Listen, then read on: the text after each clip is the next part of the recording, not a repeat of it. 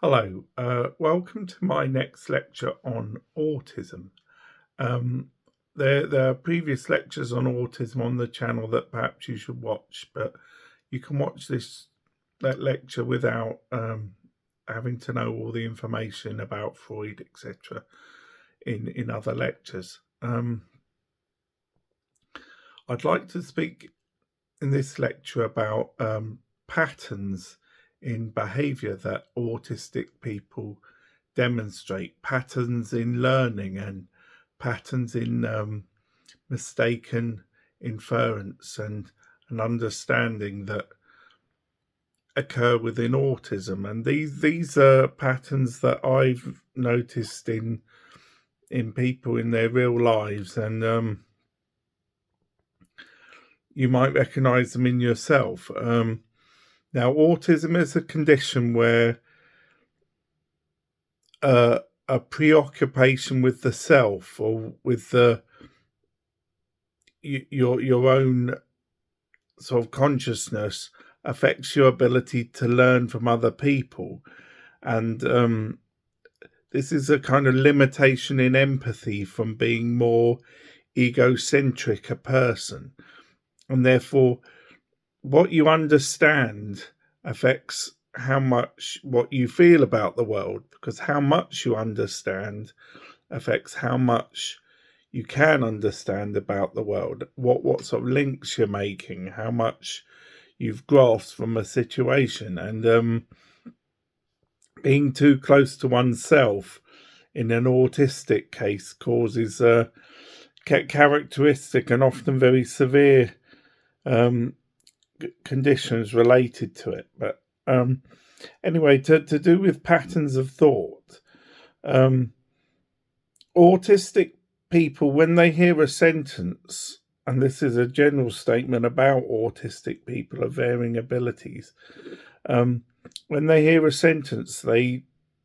try to get a hook on the sentence or an understanding or a way into the sentence by looking at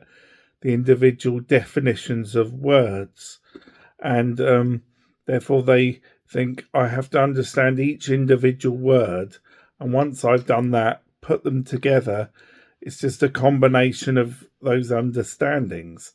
And if I said to you, the cat sat on the mat, that's more of a sentence that's accessible to that type of thinking, because you've got the cat, you've got the mat, and you've got the cat sat on the mat. You've got two things and a relationship between them. But language is a lot more complicated than that, and language involves metaphor and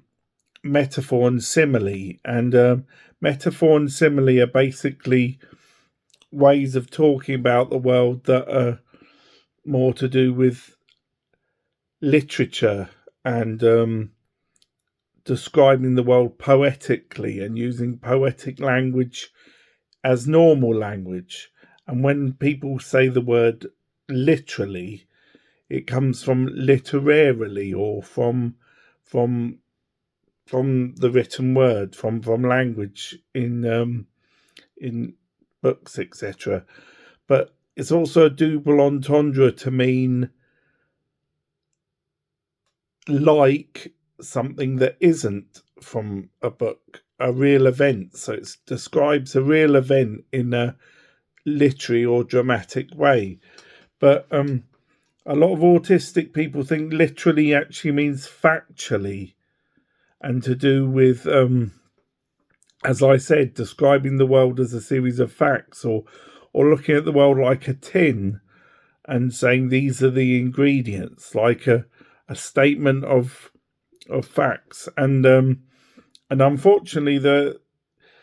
trying to do one with the other causes great kind of conflict. And autistic people, they have a preoccupation in falling into these patterns of assuming and misunderstanding, and it can be very frustrating, I think, from the autistic people that I met, that they can't get a hook into the sort of language that people speak. And language also breaks down into verbal language and non-verbal language, which becomes really more complicated when an autistic person comes to deal with it, because a non-verbal situation could be say if you were a meeting or a pub or a concert or a speech, there would be certain cues about how you would behave. For example, say with Her Majesty the Queen when she was alive, or with say in a sporting venue, and there are lots of other cues to do with the way people assume people know things when they use language, and therefore they can speak very abbreviatory or in a shortened way, and with a lot of instigators, and metaphor can be a shortening path in describing things as well, without having to say this is a set of facts and this is the set of facts that correlate or describe, or so you can see autistic people very much, it can break down into problems with empathy, but also your whole access to language affects how much you can actually resolve your thoughts, and therefore autistic people getting confused can make them very angry, and that they don't reach a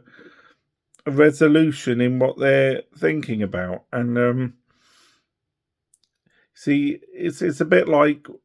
it does what it says on a tin type thinking, and you have to realize in real life, people don't use language like a scientific hypothesis, as another example of autistic thinking, in that they look to try and disprove with one example. For example, if you said to maybe an autistic person, you really should do this in your life, they would think of one example, and if they could think of one example, they think they disprove that whole idea. They would disregard it completely. When one example, look in philosophy, Aristotle famously said, the philosopher Aristotle, one swallow does not a summer make. And another example I came up with more comedically is